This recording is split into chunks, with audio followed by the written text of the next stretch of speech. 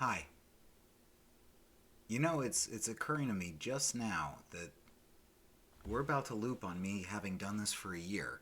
So I don't know when you're going to watch this, but eventually, as you go through this unit, there's going to be some point where I jump backwards in time a year, and it's crazy because yeah, I'll probably re-record something at some point, and there'll be some overwriting, but yeah, this is going to be time travel. This is documented, and you're going to see me jump not only back in time a year, but to a completely different living situation.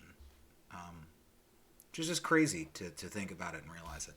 Anyway, we're starting a new unit today, thermochemistry, as it says, so let's get started. I'm going to start both of these. I don't have a ton of room to write, so, we're going to take what notes we can. If you're unfamiliar with this channel, red hot nickel ball, and they put it on things. I think I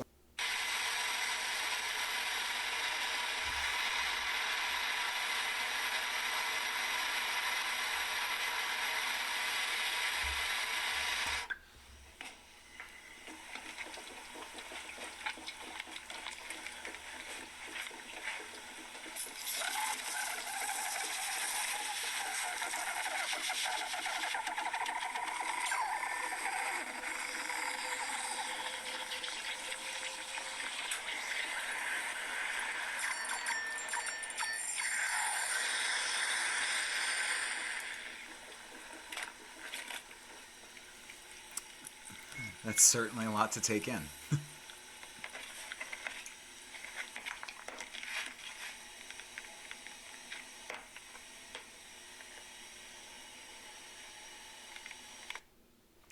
Well, there you go.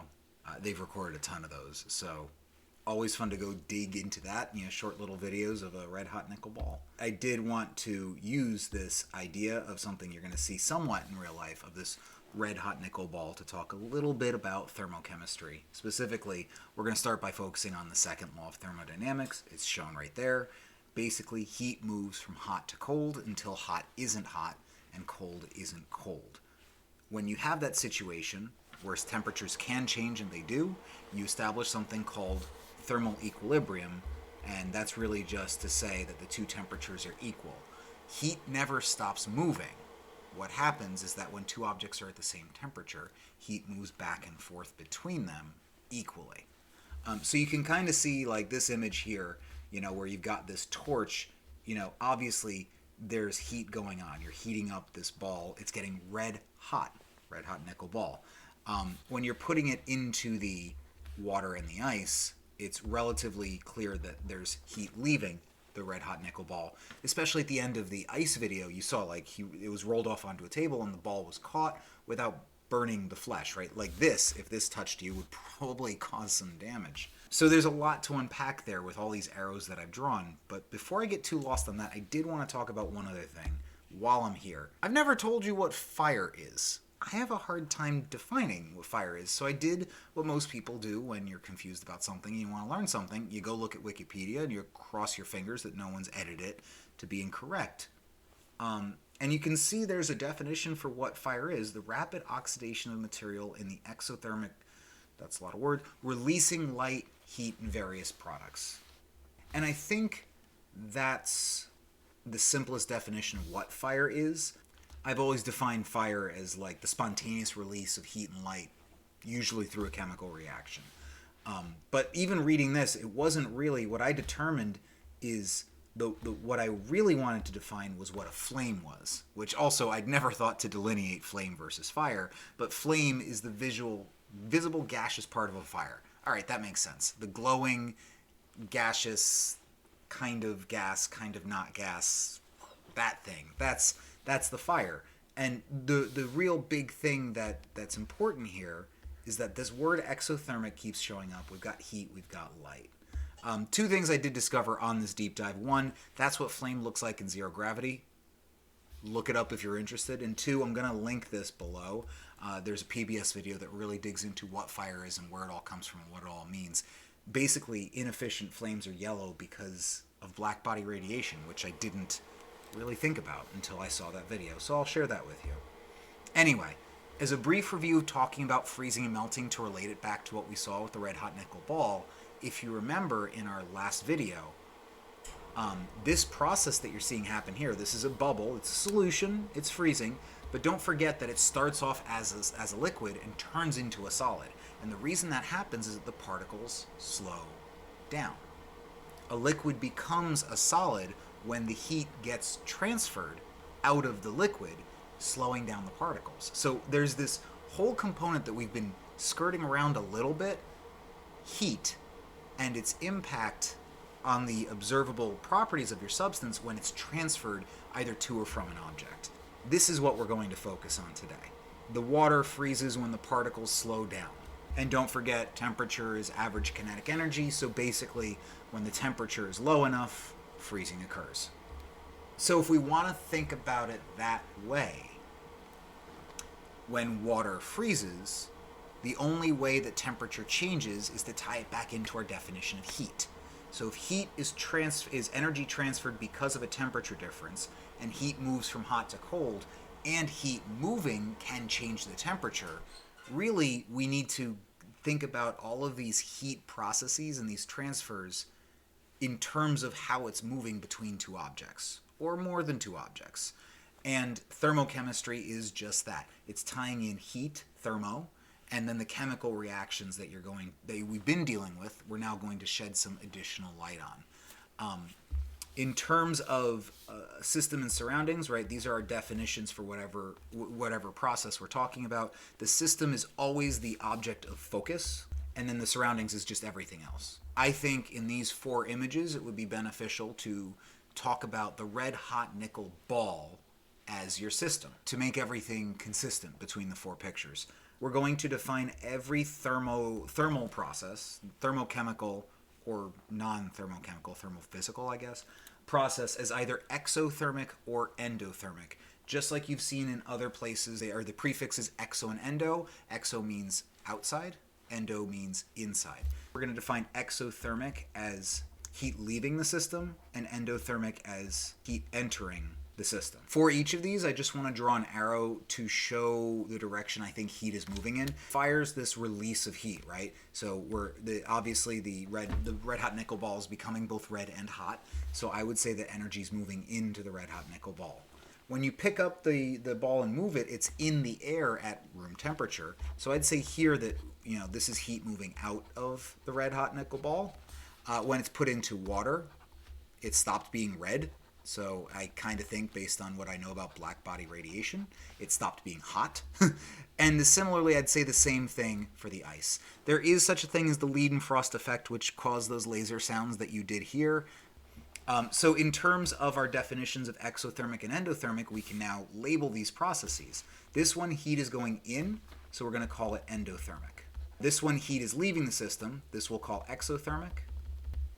And then for both of these, I think, too, we're going to call them exothermic. You'll notice just the direction of the arrow that I'm writing kind of clues me into how things are moving. But always it's from hot to cold. We before spoke about how to measure heat. Heat was represented by the variable Q, found on the back cover of your reference tables.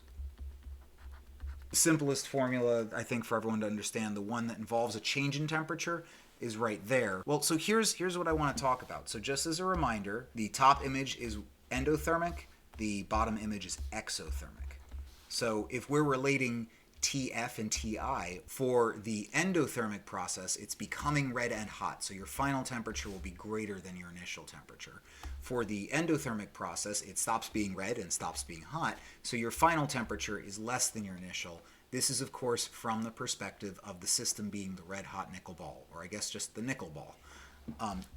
Delta T is the final minus the initial. If final is greater, then we know that delta T will be greater than 0. If Q equals mc delta T, mass has to be positive, specific heat is positive, so therefore Q is positive. All of what I said before is kind of flipped on its head. If the final temperature is less than the initial temperature, then delta T will always be less than 0. Right? If you go from 10 to 20, your delta T is positive 10. If you go from 20 to 10, your delta T is negative 10. That means if M and C have to be positive numbers, well, positive times negative, Q for an exothermic process will always be less than 0. Q for an endothermic process will always be greater than 0. There's another thing that we really should talk about, and it's the first law of thermodynamics. First law of thermodynamics, you do not talk about thermodynamics. No, I'm kidding. The first law of thermodynamics says it's conservation of energy, of mass. All the energy, all the mass that's currently here is what there was at the beginning and what there will be moving forward. Yeah, mass and energy do something. We're not going to talk about that today. Really what I want to say is that the sum total of all energy changes is always 0. If the endothermic process occurring here, if the red hot nickel ball is getting hotter, the amount of energy that it absorbs has to be equal to the amount of energy that's released by the surroundings. And in the opposite direction, what the ball releases has to be absorbed by the surroundings. Mathematically, that says it all adds up to 0 because you didn't create new energy or you didn't lose energy. Doing some mathematics, I can also say that the Q of the system is equal to the negative Q of the surroundings, which is supported by what I said over here, right? You know, everything written on the right side, right above my head, should be consistent with what's under the writing. If Q for an endothermic process is positive, we can also consider flip-flopping the system and surroundings. What is an endothermic process but an exothermic process of the surroundings? And that's what I want to talk about to end things with. Instead of focusing on the ball, I want to focus on the water. So we had said for both of these images, the red hot nickel ball on ice and on water, that this was a process where it was exothermic for the ball.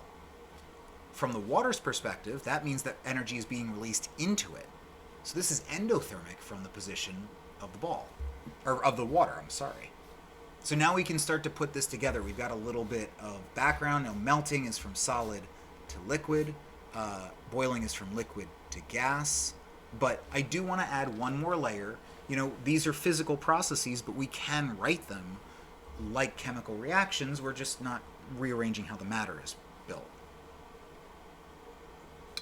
To make them better represent not just conservation of mass, but also conservation of energy, you can add this term heat.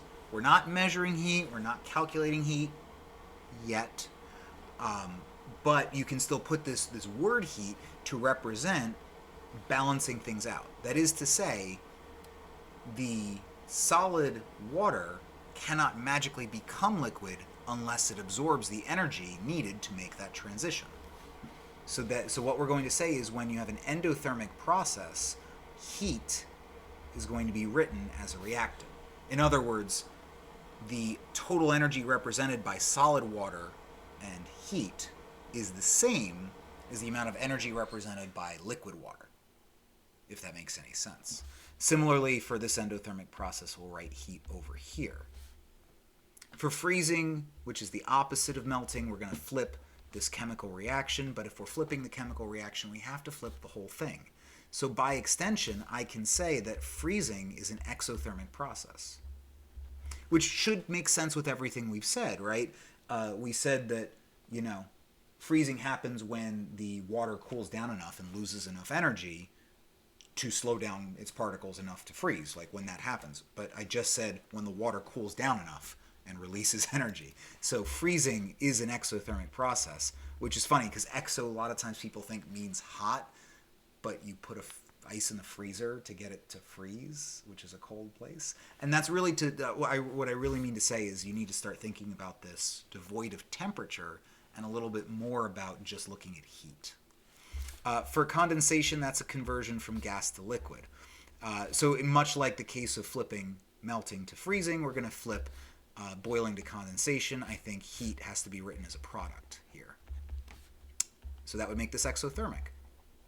So we've got all these relationships between the sign of Q and the definitions of exo and endothermic and the definitions of the system and the surroundings. Whenever we write one of these thermochemical expressions, everything that goes into a chemical equation or one of these physical equations, every time we write stuff here, this is always the system. Everything that ends up in this equation is the system. So everything else we're talking about is the surroundings. But what I wanted to leave things with is this. Sublimation is the transition from solid to gas. Deposition is the opposite, the translation from gas to solid, skipping the liquid phase.